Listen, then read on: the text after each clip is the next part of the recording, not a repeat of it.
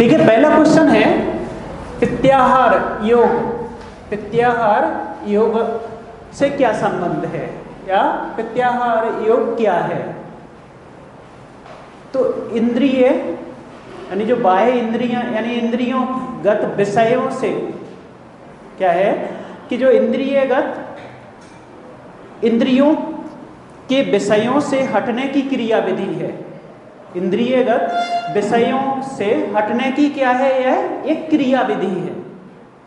ठीक, और वो कैसे कि जब हम बाह्य विषयों से हटकर आंतरिक एकाग्रचित्त होने की होते हैं तो उसी को हम क्या कहते हैं, प्रत्याहार। ठीक है, तो इसमें लिखेंगे कैसे? अपन को पहले नंबर ये लिखना आना चाहिए। तो इसमें पहले पॉइंट लिखेंगे कि यह अष्टांगिक योग का एक भाग है और जिसमें इंद्रियों के बाह्य विषयों से हटने की एक क्रिया विधि है। बस इसमें हम बाह्य विषयों से हटकर आंतरिक की ओर एकाग्रचित्त होते हैं। क्लियर? चलिए नेक्स्ट क्वेश्चन है, विश्व स्वास्थ्य महासभा या विश्व स्वास्थ्य सभा पर संक्षिप्त टिप्पणी कीजिए। ऐसा क्वेश्चन भी आया था अभी जो 2021 में। क्या आया था? विश्व स्वास्थ्य संगठन पर टिप्पणी कीजिए। अब लिखिए क्या लिखना है।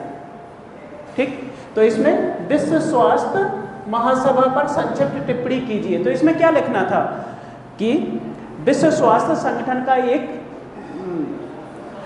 संस्था है यानी भाग यानी अंग है जो नीति निर्माण, नीति क्रियान्वयन, बजटिंग और समीक्षा का कार्य करती है। क्या करती है यह? इसका कार्य क्या होता है?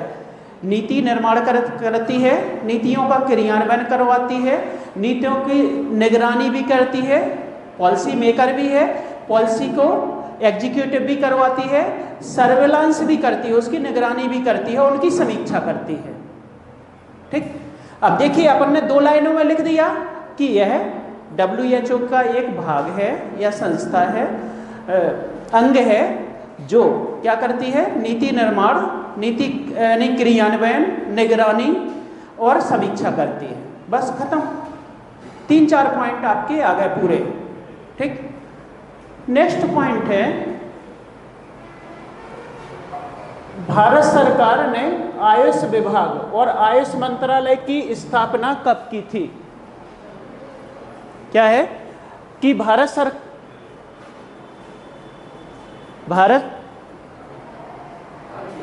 हेलो क्या है, भारत सरकार ने आयुष विभाग एवं आयुष मंत्रालय की स्थापना कब की थी?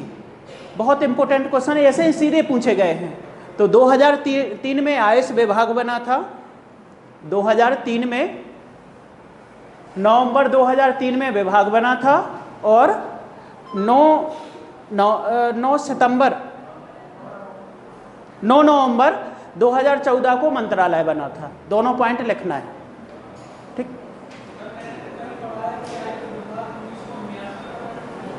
नहीं, जब आयुष विभाग नहीं बना था उसका नाम आयुष नहीं था। हाँ, तो वो विभाग नहीं था। हमने यहाँ पे क्या पूछा?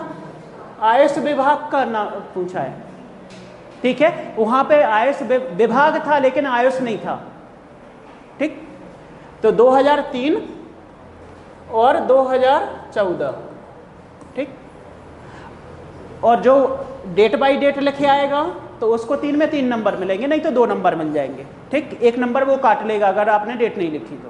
ठीक, चलिए नेक्स्ट है, ICDS का पूरा रूप लिखिए। यह योजना कब आई थी? ठीक है, तो इसका पूरा रूप क्या है? Integrated child development service. Integrated जिसने नहीं लिखी हो लिख लीजिए, इंटीग्रेटेड चाइल्ड डेवलपमेंट सर्विस। स्थापना 2 अक्टूबर 1975, यानी इसको लागू किया गया था 2 अक्टूबर 1975 को। सीधे सीधे क्वेश्चन है।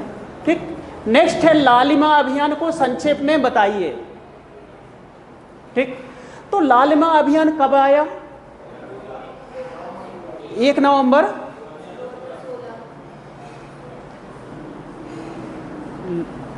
2016 को मध्य प्रदेश गवर्नमेंट द्वारा लाया गया और इसका एम क्या था?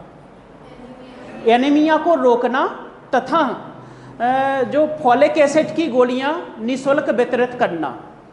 एम क्या था? एनीमिया को पर नियंत्रण एवं फॉलिक एसिड की जो टैबलेट्स हैं उनको निःशुल्क वितरित करना। बस खत्म। चलिए नेक्स्ट है, भारतीय टीकाकरण कार्यक्रम को कौन सा मंत्रालय क्रियान्वित करता है? कौन सा करता है? स्वास्थ्य एवं परिवार कल्याण मंत्रालय। क्वेश्चन पूछा था एमडीएम कौन से मंत्रालय, एमडीएम योजना को कौन सा मंत्रालय क्रियान्वित करवाता है? एचआरडी। इस बार 2021 में क्वेश्चन पूछा गया है। ठीक, नेक्स्ट है, मध्य प्रदेश आंगनबाड़ी मंगल दिवस कार्यक्रम क्या है? अरे यार इसने दूसरा वाला खोल दिया जे, एक सेकंड।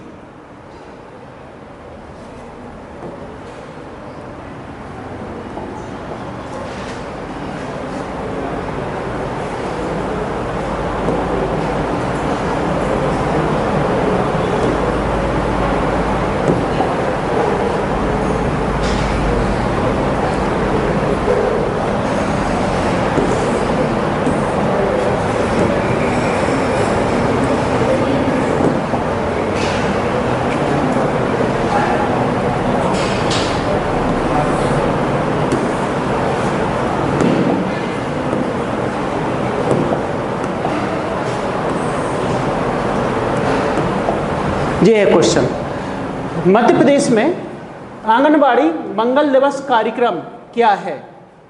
ठीक है, तो इसमें मंगल दिवस कार्यक्रम 2007-8 में लागू किया गया मध्य प्रदेश में, और इसका यानी इसमें 4 प्रकार के वो होते हैं, 4 अब 5वां भी जोड़ दिया। ठीक है, प्रथम मंगलवार को क्या होगा? गोद भराई।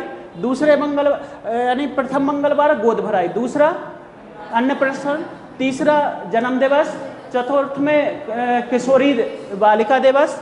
ठीक है, और पंचम में सुपोषण दिवस। अब पहले 4 थे, अब 5वां भी जुड़ गया है, तो 5वें मंगल में अब क्या कर दिया गया है? सुपोषण दिवस। बस इतना ही लिखना था इसमें। नेक्स्ट, यूनानी चिकित्सा की 4 पद्धतियों के नाम लिखिए। इसमें सीधे सीधे क्वेश्चन आपको लिखना है। क्या हैं 4 पद्धतियाँ? औषधि पद्धति, मेडिसिन प्रोसेस, दूसरी है आहार फूड प्रोसेस, तीसरी है आप रेजिमेंटल यानी प्रोसेस, इसमें क्या करते हैं? खून साफ करने की, ब्लड को साफ करने की प्रोसेस की जाती है, और चतुर्थ है शल्य चिकित्सा। ठीक, 4 पद्धतियाँ हैं, इनको चारों के नाम। नेक्स्ट, ये है 3 मार्क के क्वेश्चन। अब इसके बाद आते हैं अपन आयुष्मान योजना की समीक्षा कीजिए। तो अभी जनवरी 2023 में जो हेल्थ मिनिस्ट्री ने अपनी रिपोर्ट इसके बारे में कहा है। ठीक है, किसने कहा है? यानी जो हेल्थ मिनिस्ट्री है उसने क्या कहा है, इसमें पॉइंट लिख लीजिए। इसमें क्या कहा गया है कि 22 करोड़ लोगों ने इसका सत्यापन किया है, वेरिफिकेशन किया है। जनवरी 2023 तक 22 करोड़ लोगों ने इसका वेरिफिकेशन किया है, और इसके अंतर्गत 1.54 लाख से अधिक स्वास्थ्य एवं कल्याण देखभाल केंद्रों की स्थापना की गई है। 1.54 लाख यानी जो स्वास्थ्य और कल्याण केंद्रों की स्थापना की गई है।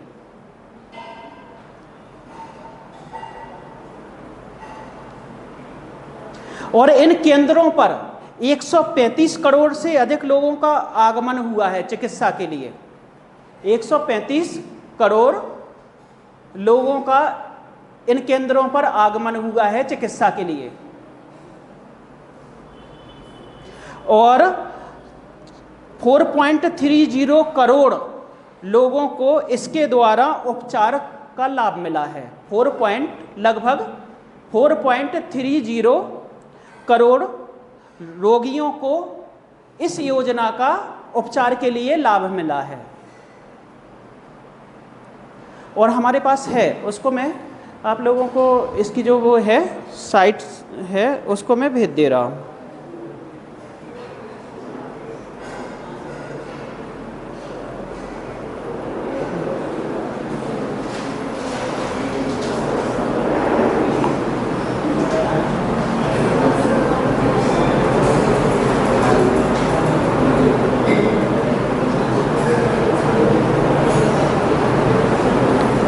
इसको देख लीजिए, इसमें पूरा है, अभी जनवरी 2023 का ही है, ठीक है। तो इससे अपन को 2-3 डाटा लेके उसकी समीक्षा करनी है, ठीक। अब कंक्लूजन में लिख देंगे कि जो गरीब हैं, मिडिल परिवार हैं, उनको 5 लाख का जो बीमा कवर किया गया है उससे इनको लाभ मिला है। और जो उनकी इससे क्या हुई है, बचत हुई है, जिसका उनने बचत ने अपनी शिक्षा, स्वास्थ्य, अन्य चीज़ों पर यानी खर्च किया है, जिससे उनका जीवन स्तर में ग्रोथ हुई है।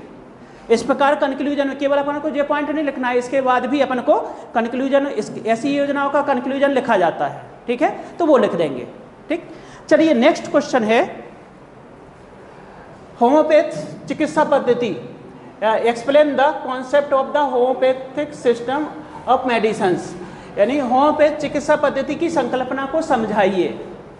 तो पहले नंबर तो ये क्या है कि कहाँ से आई है, जर्मनी चिकित्सा पद्धति है, ठीक, जर्मनी है। और इसमें क्या किया जाता है, इसकी जो कॉन्सेप्ट है समरूपता का सिद्धांत इस पर कार्य करता है। पहला पॉइंट की है समरूपता पर आधारित एक चिकित्सा पद्धति है।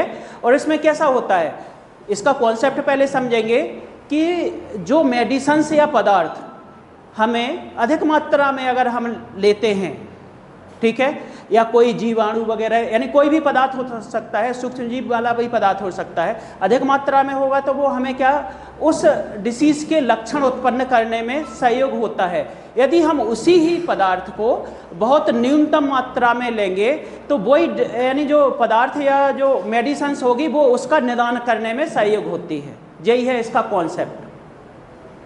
समझ में आया कि यह समरूपता, पहला पॉइंट तो ये रहेगा कि होमो चिकित्सा पद्धति यानी कहाँ की है,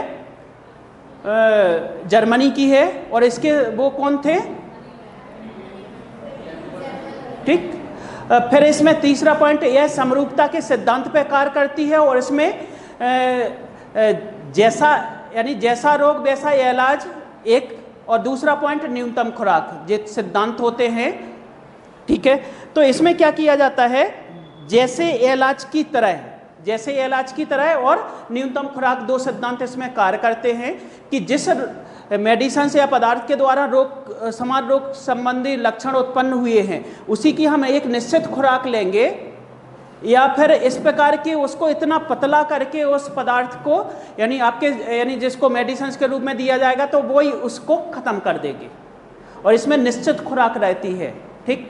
इसका नकारात्मक पॉइंट क्या लिखेंगे, इसमें ये लिखेंगे कि यदि न्यूनतम खुराक की अपेक्षा अपन ने अधिक ले लिए, ठीक है। इसका नकारात्मक पॉइंट ये है, सीमा है कि अगर अपन ने एक निश्चित जो न्यूनतम सीमा होती है खुराक की उससे ज़्यादा ले ली तो वह रोग को ख़त्म ना करके और अधिक बढ़ा देगा, ये इसकी नेगेटिव पॉइंट है, ठीक। चलिए नेक्स्ट है, अच्छा क्वेश्चन है, उचित पोषण बीमारियों पर ग्रहण लगाते हैं, proper nutrition over shadow disease. तो कैसे ग्रहण लगाते हैं, तो पहला अपने यहाँ पे कहावत है कि अगर हमारा शरीर स्वस्थ रहेगा तो हमारा मस्तिष्क और रोग से हम दूर रहेंगे, ठीक है। तो यदि हम उचित पोषण संतुलित आहार लेंगे तो इससे क्या होगा कि हमारा जो शरीर स्वस्थ होगा और हेल्दी होगा, और हेल्दी होगा तो डिसीज जो रोग यानी विभिन्न प्रकार के जीवाणु, बैक्टीरिया, वायरस वगैरह वो हम पे इफेक्ट नहीं कर पाएंगे, ठीक है। हमारी जो प्रतिरक्षा प्रणाली है वो सशक्त रहेगी, ठीक है, सशक्त रहेगी। तो 3 प्रकार से, एक तो इसको 3 प्रकार से लिखेंगे कि जब हम उचित पोषण लेंगे तो हमारा शरीर स्वस्थ रहेगा। इसको 3 प्रकार से, पहले नंबर प्रतिरक्षा प्रणाली, प्रतिरक्षा जो हमारी इम्यूनिटी सिस्टम है वो कैसा रहेगा, स्ट्रांग रहेगा, तो जीवाणु वगैरह विषाणु इनका हमारे शरीर पर इफेक्ट नहीं होगा। एक पहला पॉइंट। दूसरा पॉइंट, हम संतुलित भोजन लेंगे, जो संतुलित यानी फूड लेंगे, आहार लेंगे, तो हमारे शरीर में चाहे वो विटामिन हो, प्रोटीन हो, सब जे हो, तो इनसे क्या होगा कि जो हीनता जनित रोग होंगे वो नहीं होंगे। दूसरा पॉइंट, ठीक, क्या होगा कि जो हमारे जो हीनताजनक, दूसरे नंबर प्रतिरक्षा पहला पॉइंट, दूसरा इसमें अपन संतुलित भोजन लेंगे, जो हमारे शरीर के लिए आवश्यक पदार्थ हैं उनको लेंगे, तो हमारे अंदर जो हीनताजनक रोग नहीं होंगे। जैसे प्रोटीन की कमी से क्या हो जाता है, वसा की अधिकता से क्या हो जाता है, कार्बोहाइड्रेट की कमी से क्या हो जाता है, खनिज लवण ना लेने पर, या जैसे कि अगर हम खनिज लवण में आयरन हमें उचित मात्रा में नहीं मिलेगा तो कि एनीमिया से पीड़ित हो जाएंगे। समझ में आया ना? तो हीनताजनित रोगों पर नियंत्रण लगेगा। और तीसरा आता है इसमें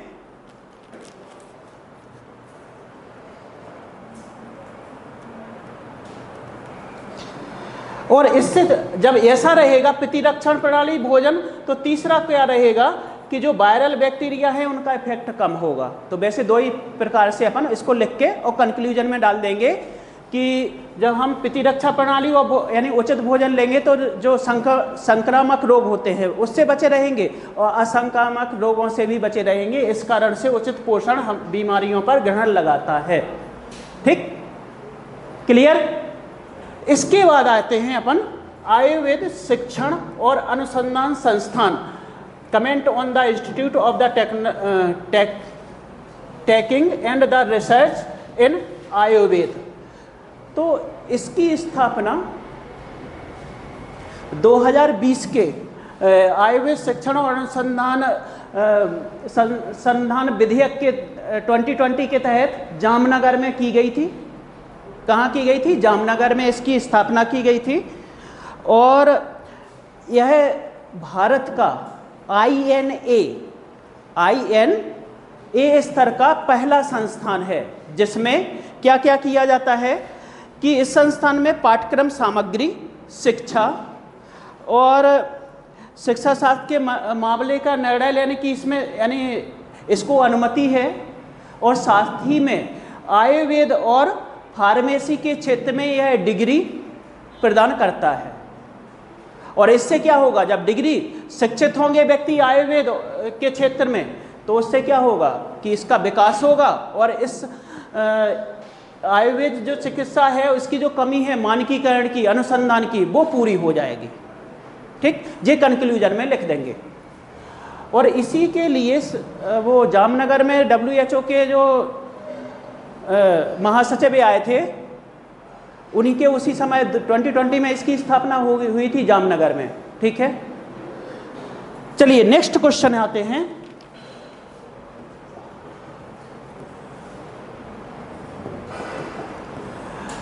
मान्यताएं स्वास्थ्य के प्रति किस प्रकार नकारात्मक भूमिकाएं निभाती हैं? आपको बिल्कुल आपको थिंकिंग के आधार पर, ये दो क्वेश्चन हमने इस बार थिंकिंग के दिए हैं, दोनों आप अपनी सोच के आधार पर लिखिए। मान्यताएं स्वास्थ्य के प्रति किस प्रकार नकारात्मक भूमिकाएं निभाती हैं? पहला पॉइंट देखिए, जन्म के समय माता के द्वारा दूध ना पिलाया जाना मान्यताएं ही हैं कि हमारे जो समाज में क्या प्रचलन में था, जो रूढ़ियाँ वगैरह थी, तो उसमें ये प्रचलन में था कि जो जन्म के तत्काल समय का वो दूध नहीं पिलाया जाता है। ठीक है, ये मान्यताएं थी। इससे क्या, क्यों, तो इससे क्या यानी नकारात्मक क्या जाती है कि जो इम्यूनिटी सिस्टम, जो उस समय की जो माता का दूध रहता है उसमें इम्यूनिटी सिस्टम के जो तत्व होते हैं वो बहुत अधिक होते हैं, तो उससे वो बच्चा वंचित रह जाता है। पहली मान्यता। दूसरी मान्यता क्या है कि बालक और बालिका या पुत्र पुत्री में हम भेद करते हैं, ये भी मान्यता, यानी वो पुत्र कुल का दीपक और पुत्री पराये घर का धन। 2 पॉइंट।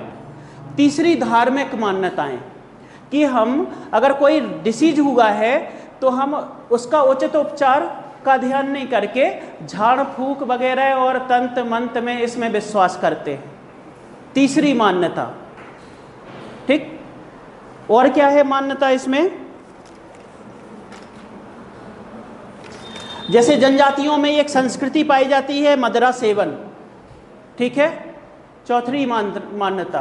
तो 4-5 पॉइंट लिख देंगे, बहुत है, ठीक। और इस प्रकार लिख देंगे कि यह नकारात्मक भूमिकाएं निभाती हैं हमारे हेल्थ के प्रति, जबकि हमें संतुलित आहार लेना चाहिए। और जो तर्क के आधार पर जो चिकित्सा पद्धति है या जो तर्क के आधार पर उनको हमें अपनाना चाहिए। जैसे एग्जाम्पल कि जन्म के समय जो शिशु को माता का दूध पिलाना लाभकारी है।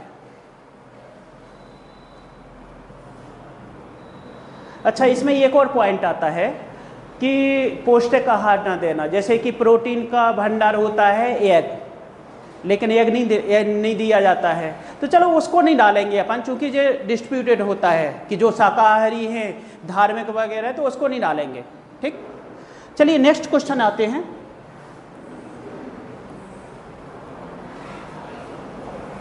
ये क्वेश्चन पहले भी आ चुका है। राष्ट्रीय बाल संरक्षण कार्यक्रम पर टिप्पणी लिखिए। आ चुका है कि नहीं? शायद 2019 में आया है ना, 20 में आया है।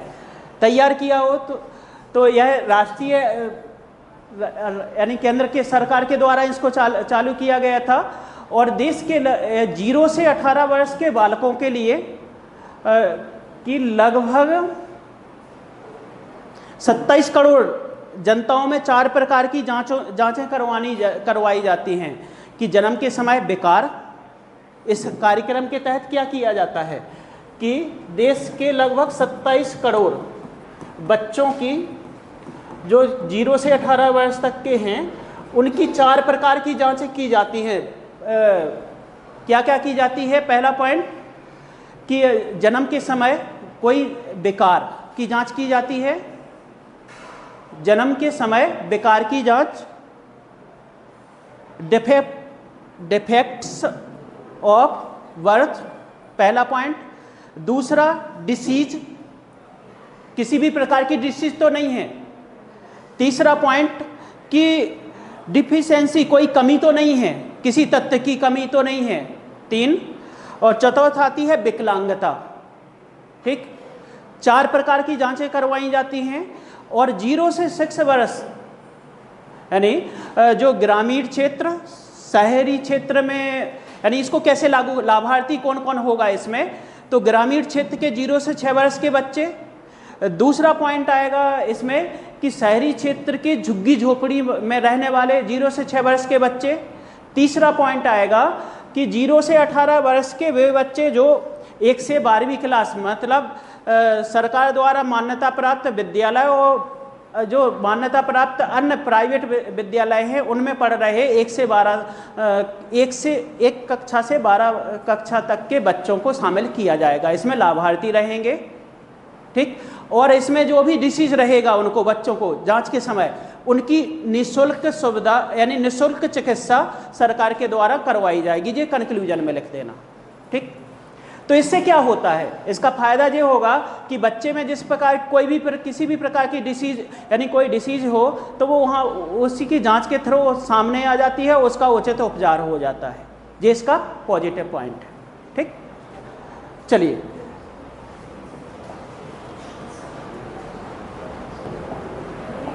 नेक्स्ट आता है पंख अभियान। चलो इसको आप लोगों को, इसको मैंने इसलिए दिया कि इसमें हमें 5 नंबर का है, 4 नंबर से किसी भी प्रकार से हमें कम नहीं चाहिए। अब कैसे लिखेंगे इसको? 24 जनवरी 2021 को बालिका दिवस के समय मध्य प्रदेश गवर्नमेंट द्वारा इसको चालू किया गया है। पहला पॉइंट कि 24 जनवरी 2021 को बेटी बचाओ बेटी पढ़ाओ योजना के तहत मध्य प्रदेश सरकार द्वारा इसको लॉन्च किया गया है। पंख से आशय है PAKH। P से प्रोटेक्शन यानी सुरक्षा, A से अवेयरनेस जागरूकता, N से न्यूट्रिशन, K से नॉलेज और H से हाइजीन और हेल्थ, ठीक है।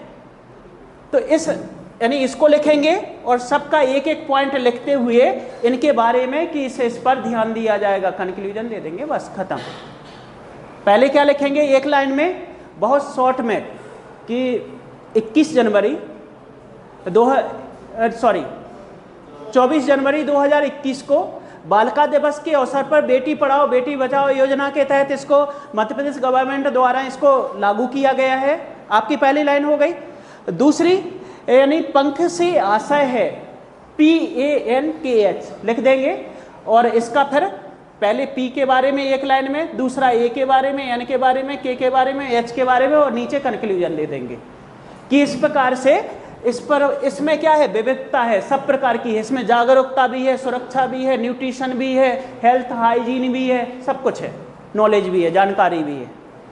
ठीक, तो आगे इस प्रकार के निष्कर्ष में लिख देंगे कि यह योजना केवल अकेले एक क्षेत्र को फुलफिल नहीं करती है, बल्कि इसमें विविधीकरण है और सारे क्षेत्रों को यानी सारे जो कमियां हैं उनको सारे को जांच करके और इसको खत्म करती है एक जगह। तो इस कारण से ऐसी योजनाएं अन्य चलाई जानी चाहिए, उनकी समय समय पर समीक्षा होनी चाहिए, हर एक में कंक्लूजन अपना अलग होना चाहिए। ठीक, तो ये हो जाते हैं अपने 5th मार्क के क्वेश्चन। और अन्य उसमें मुख्य रूप से अगर जैसे आपको नहीं पता है कि इसमें और क्या लिखना है, ठीक, तो जितना आपको जो इस प्रकार का अगर नहीं पता है तो इसमें आपको पता है कि किस लिए बेटी बचाओ बेटी पढ़ाओ योजना के तहत तो किसके संबंधित होगा, क्या होगा, तो उसके अनुसार आपको लिखना चाहिए। ठीक है, फालतू के बातें नहीं लिखनी है। ठीक, नेक्स्ट क्वेश्चन आता है, आयुर्वेद चिकित्सा पद्धति को विस्तार से समझाइए।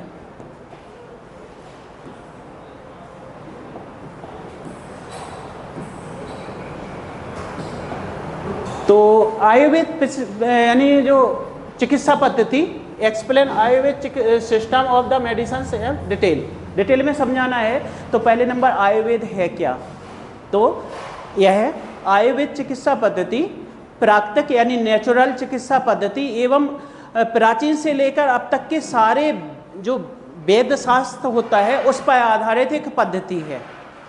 क्या लिखेंगे कि आयुर्वेद चिकित्सा पद्धति नेचुरल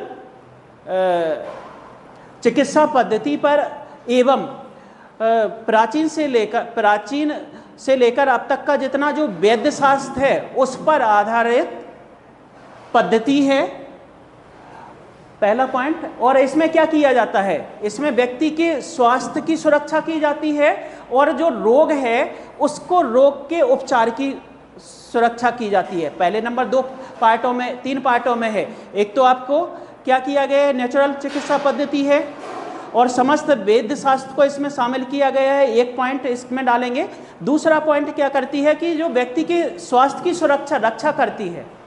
ठीक है, रक्षा करती है मतलब कि आपको हेल्थ ऐसा होना चाहिए स्वास्थ्य का कि कोई भी डिसीज आप में एक तो उत्पन्न ना हो, बैक्टीरिया का प्रभाव न हो, आपकी जो प्रतिरक्षा क्षमता है वो बहुत स्ट्रांग हो। ठीक है, इस कारण से और आप हेल्दी रहें। ठीक है, तो वो तीसरी क्या है कि जो अगर वैसे आपको अगर रोग हो गया है तो उसका उचित यानी निदान किसके अनुसार, प्राकृतिक चिकित्सा के अनुसार, जैसे भोजन आहार यानी भोजन वगैरह, आपकी दिनचर्या वगैरह या फिर शुद्ध वायु जल आदि के माध्यम से उसका उपचार करना। 3 चीज़ें होती हैं। ठीक है, तीनों कर दी। फिर इसके बाद अब इसमें जांच कैसे करेंगे, तो इसमें पहले नंबर तो इसमें क्या कहा गया है कि हमारा शरीर 5 भूतों से बना हुआ है, सबको पता है। ठीक है, इसके बाद उन्होंने कहा है कि जो हमारे शरीर में 4 मुख्य तत्व पाए जाते हैं, जैसे दोष, वात, कफ और पित्त। ठीक, दूसरा धातु 7 प्रकार की होती हैं, जैसे रक्त, हार्मोन्स, एंजाइम। ठीक है, मांस, मज्जा, अस्थि वगैरह, शुक्र वगैरह, ये सब कुछ धातु में। अब ये नहीं रटते रहिए कि 7 को याद करना है, 4-6 हो गई बस, बहुत है। ठीक है, फिर धातु के बाद आता है आपका मल, तो पसीना यानी मल, पसीना और मूत्र। ठीक है, फिर इसके बाद नेक्स्ट आता है क्या, अग्नि क्या होती है कि हमारे यानी जो जठराग्नि जिसको बोलते हैं वो क्या करती है, हमारे शरीर में जो हम भोजन खाते हैं उसका ऑक्सीडेशन, जारण यानी मेटाबॉलिज्म करती है। एनाबोलिज्म मेटाबॉलिज्म करके उसको जारण करती है वो अग्नि, और जिससे क्या होता है हमारी जो सेल्स होती हैं उसका बॉडी बिल्डिंग का कार्य करती है। ठीक है, तो वो कोशिकाओं का निर्माण वगैरह करती है, तो अग्नि वो। ठीक, इस प्रकार से करके अपन लिखेंगे। फिर इसमें अब लिखेंगे कि उपचार, तो पहले शुद्धिकरण और फिर इसके बाद समन। दो प्रकार के इसमें उपचार होते हैं, एक तो शुद्धिकरण करेंगे पहले और फिर इसके बाद उपचार करेंगे। ठीक है, शुद्धिकरण कैसे करेंगे, इसमें शुद्धिकरण के लिए क्या क्या करेंगे कि जैसे कि वमन यानी वॉमिटिंग वगैरह, तेल यानी और एनीमा काढ़ा वगैरह से। ठीक है, तेल उपचार के द्वारा इत्यादि के द्वारा क्या करेंगे, शुद्धिकरण करेंगे पहले शरीर का। फिर इसके बाद समन करेंगे। समन कैसे करेंगे, वो कई प्रकार से हो सकता है कि आपको उपवास रखवा सकते हैं, आपको इस प्रकार का यानी विभिन्न प्रकार का आहार की बात कर सकते हैं, आपको खाली यानी जो जहाँ पर शुद्ध ताज़ी हवा है उसकी बात करेंगे, आपको नंगे पैर यानी जो घास पर चलने के लिए कहेंगे, इस प्रकार से तो उसका उपचार समन करेंगे। अगर फिर भी नहीं हो रहा है तो उसमें नाक और मुंह के द्वारा दवा यानी दवा औषधियों का देंगे। ठीक है, इस प्रकार से उसका उपचार करते हैं। अब इसके बाद क्या आएगा कि इसके लाभ क्या हैं। ठीक है, तो यह जो डिसीज है उसको जड़ से ख़त्म करने पर आधारित है। आपको यानी किसी भी व्यक्ति की सुरक्षा यानी स्वास्थ्य सुरक्षा पर बल देती है और रोगों को जड़ से ख़त्म करने की बात करती है। इसका कोई साइड इफेक्ट नहीं होता है और आपकी जो प्राकृतिक पर आधारित एक नेचुरल पद्धति है। ठीक है, इन सबको लिखेंगे, ये पॉजिटिव में लिख देंगे। नेक्स्ट में इसमें लिखेंगे, अब निगेटिव में क्या है, इसकी मानकीकरण नहीं हुई है, अनुसंधान की कमी है। अगर गंभीर संक्रमण से अगर कोई ग्रसित है तो उसके इसकी पहले तो नंबर ये लिखेंगे कि इसकी जो प्रक्रिया है बहुत धीमी होती है। ठीक है, तो इस कारण से अगर कोई गंभीर संक्रमण से प्रभावित है या शल्य चिकित्सा करनी है तो वहाँ पर यह अपना कार्य नहीं कर पाती है, वहाँ पर यह शून्य होती है। ठीक है, तो इसके जो निगेटिव और कंक्लूजन में ये लिखेंगे कि इस पद्धति को वर्तमान समय में भारत सरकार द्वारा आगे बढ़ाया जा रहा है, इसके मानकीकरण पर बल दिया जाना चाहिए तथा इसमें शल्य चिकित्सा और गंभीर जैसे संक्रमण को भी इसको उचित युक्तियुक्त तरीके से उसको अनुसंधान करके इसको जोड़ना चाहिए। तो यह हमारे लिए बहुत इम्पोर्टेंट हो जाएगी। ठीक है, इसमें तुलना कर देना एक जगह पे, क्या कर देना कि जहाँ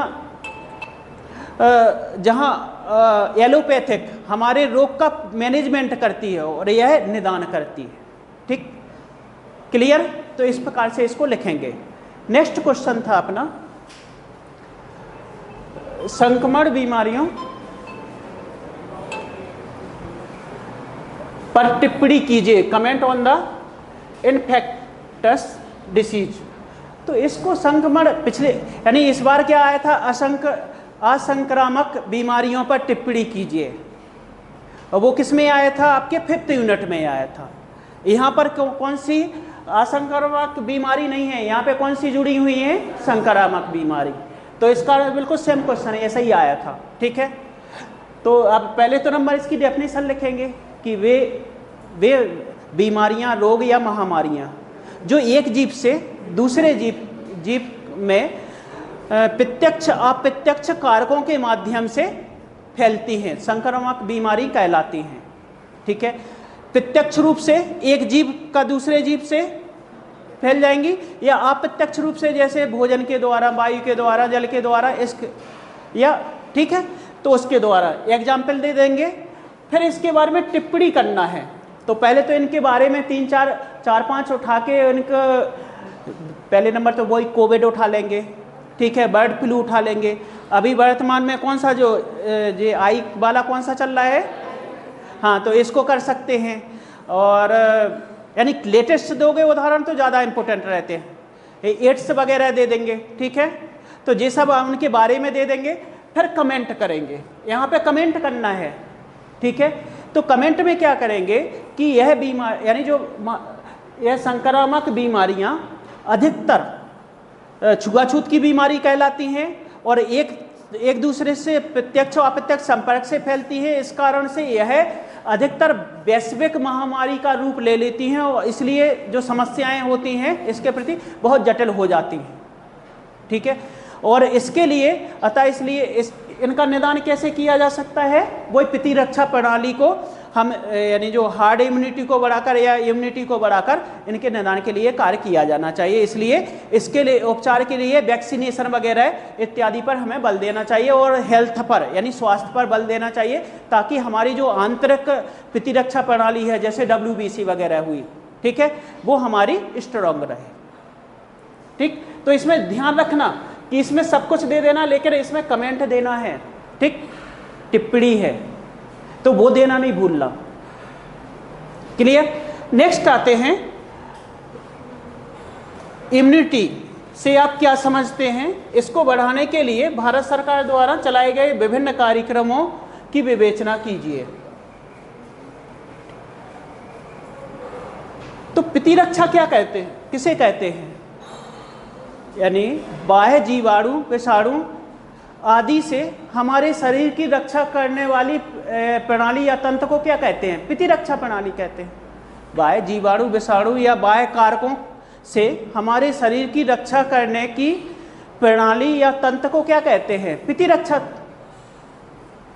प्रतिरक्षा तंत्र कहते हैं। और यहाँ पे हमने प्रतिरक्षण नहीं पूछा है, देखिए यहाँ पे इम्यूनाइजेशन नहीं पूछा है, यहाँ पे क्या पूछा है? इम्यूनिटी पूछी है।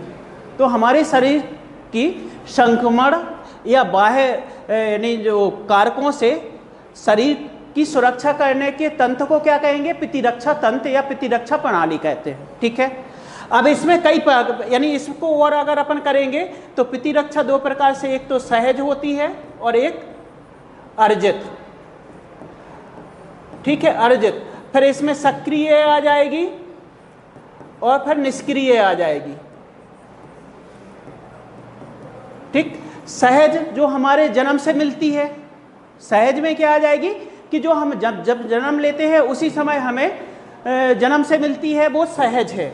और अर्जित मतलब कि जब हम यानी कोई भी अवस्था में जिस प्रकार से हम जब यानी बाह्य पर्यावरण में जो वायरस है, बैक्टीरिया है, फंगस है, इनसे जब हमारा शरीर उनसे प्रतिरक्षा करता है यानी उनसे फाइट करता है, लड़ता है, तो उस समय समय पर जैसी जब आवश्यकता होती है उसी प्रकार की हमारे अंदर जो इम्यूनिटी हमारा शरीर अर्जित करता है तो वो हो जाएगी। ठीक है, अब यह अर्जित कैसे करेंगे? एक सक्रिय तरीके से, निष्क्रिय तरीके से। निष्क्रिय तरीके में क्या किया जाता है कि एंटीबॉडी चढ़ाई जाती है, उसमें सीधी उसी जो जिस जीवाणु से आपका इफेक्ट है उसी जीवाणु का एंटीबॉडीज लगाया जाता है। ठीक है, तो इस प्रकार का जो इसको हो जाएगा आपका लगभग आधा पेज से थोड़ा और ज़्यादा हो जाएगा। बाकी इसको बढ़ाने के लिए सरकार द्वारा विभिन्न कार्यक्रम की विवेचना कीजिए। तो इसको दो पार्टों में भी बांट सकते हैं। इसमें क्या किया? प्रतिरक्षा की बात कर रहा है। ठीक है, तो इसको थोड़ा सा मेरा दिमाग में ये भी आ रहा है कि एक तो वैक्सीनेशन, टीकाकरण की बात करेंगे। ठीक है, इसमें थोड़ा सा पोषण आहार भी, न्यूट्रिशन की भी बात कर देंगे। ठीक है, थोड़ा सा जोड़ देंगे, न्यूट्रिशन की भी बात कर देंगे, लेकिन मुख्य रहेगा यानी वो 1% और बाकी 9% आपका यही रहेगा। टीकाकरण वही 78 में सार्वभौमिक टीकाकरण, फिर 85 में राष्ट्रीय टीकाकरण कार्यक्रम, फिर 2014 में इंद्रधनुष कार्यक्रम, फिर 2017 में सघन मिशन इंद्रधनुष सघन कार्यक्रम 1.0 2017 में, 19-20 में सेकंड, और फरवरी 2021 में थर्ड, और फरवरी 2022 में फोर्थ कार्यक्रम चलाया गया। और इसका परिणाम आज नेशनल हेल्थ सर्वे के तहत देखा जा रहा है कि जो टीकाकरण है वो लगभग 80 के आसपास या 80% पूर्ण टीकाकरण है, जो 22 माह तक के बच्चों का लगभग 80 से 85 के आसपास हो गया है। वो हमारी उपलब्धि है। ठीक है, तो इस प्रकार अपन लिख सकते हैं। क्लियर? किसी को डाउट है कुछ इसमें?